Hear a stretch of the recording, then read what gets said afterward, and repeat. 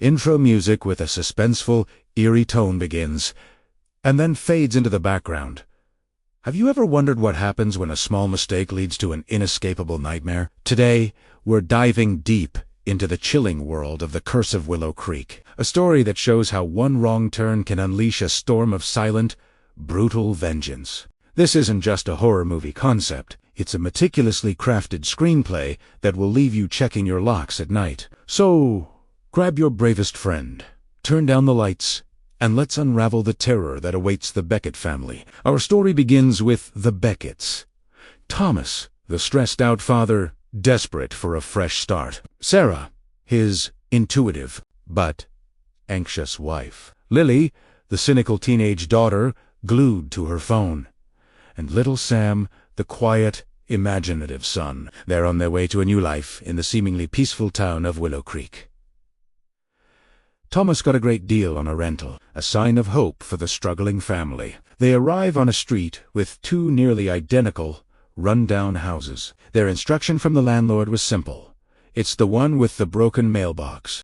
Thomas spots the house on the left, number 17. Its mailbox hanging by a thread. This is it, he thinks. Ignoring his son Sam's complaint about a strange smell and his wife's hesitation, he pushes open the unlocked door. The house is dark, filled with old furniture covered in white sheets. It feels lived in. Sarah is uneasy, but Thomas, exhausted and impatient, is certain they're in the right place. He pulls a sheet off a chair, accidentally knocking over and shattering a glass. Suddenly, a frail, elderly woman, Grandma Elara, appears from a dark hallway, trembling in terror. "Who's there? Get out! You can't be here!" she cries. Thomas, frustrated by the complication, insists they have a contract and tells her she has to leave. Elara panics, screaming, "This is my house. My grandson will find you. He will protect me." As Sarah realizes their catastrophic mistake, it's too late. Thomas, trying to escort the old woman out, grabs her arm. She struggles, trips, and falls, hitting her head on the edge of a wooden table. A pool of blood begins to spread. Silence. Horror. Thomas and Sarah are frozen. It was an accident, but she's gone. Panicked, Thomas makes a fateful decision. "We have to go." Now, they rush next door to number 19, the correct house. Sarah is hysterical, consumed by guilt. "Thomas, we killed her." But Thomas is cold, pragmatic. "She fell. No one knows. If we say anything, our lives are ruined." This never happened. From inside the wrong house, a large, silent figure looms over Grandma Lara's body. It's the butcher, his voice a dry whisper. They did it. 1 week later, the Beckett's new home is a prison of tension.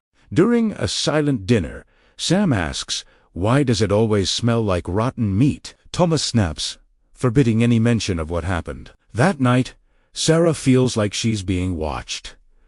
Thomas dismisses it as paranoia. Then, a loud thump on the roof startles them all. Later, while in the damp, dark basement, Sarah hears a slow, scraping sound against the stone wall. As she turns to leave, she spots it.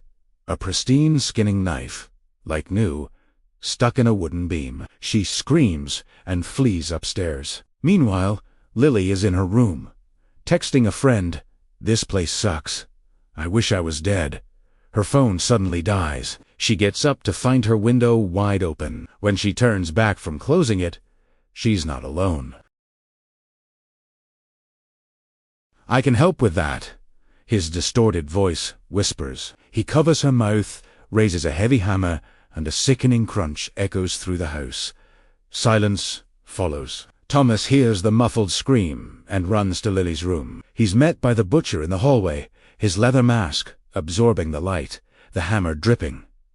"You will pay for Grandma," he whispers. Thomas, paralyzed with fear, scrambles to Sam's room, locking the door behind him. "Sam, hide under the bed." "Now," he shouts, grabbing a heavy lamp as a weapon. The butcher begins smashing the door with his hammer, the wood splintering with each blow. The door frame explodes, and the butcher enters. "Stay away from my son!" Thomas screams, smashing the lamp over the killer's head. The butcher doesn't even flinch. He turns, slowly, his hidden eyes locking onto Thomas. He who strikes is he who pays. A single, precise blow to the stomach, and Thomas collapses. The butcher begins dragging him out of the room, leaving Sam sobbing silently under the bed. In the kitchen, Sarah grabs a knife, her hands shaking. The butcher appears, dragging Thomas's unconscious body. "Stop!" she pleads. "It was an accident. We thought the house was empty." The butcher gets closer, his voice a chilling whisper right next to her. "The mistake is what you have left." He shoves Thomas aside and walks toward Sarah. She lunges with the knife, but he effortlessly grabs her wrist, the force overwhelming. He throws her against the wall. As she falls, her last weak whisper is for her son, Sam, ... The butcher raises the hammer. From the hallway, Sam peeks out and witnesses the final, horrific blow. Total silence. The butcher turns his attention to Sam's room. He enters, his heavy boots creaking on the floorboards. He stops and looks under the bed. His eyes, barely visible in the dark, meet Sam's. In a blood-curdling whisper, he says, "Now you are alone." The butcher stands up, takes Sam's stuffed bunny rabbit from the bed, and walks out, gently closing the door, leaving the boy unharmed. The final scene takes place a week later. Police have come and gone. The tragedy is a closed case. Sam sits alone on the porch, his expression completely blank. He stares at the house next door, Grandma Lara's house. The front door opens, and the butcher steps out. He removes his crude mask, revealing a pale, emotionless face. He holds out Sam's stuffed bunny. "Are you coming to get it?" he asks. Sam slowly gets up and walks towards him. He takes the bunny. The butcher offers a terrible, unsettling smile. "It's your house now," he says, before disappearing back inside. The camera holds on Sam's face. There is no grief, no terror, only a profound, chilling emptiness. And that's the harrowing tale of the Curse of Willow Creek, a story that explores how one mistake, one moment of panic, can create a monster and leave a legacy of hollowed-out souls. What did you think of that ending? Let me know your theories in the comments below.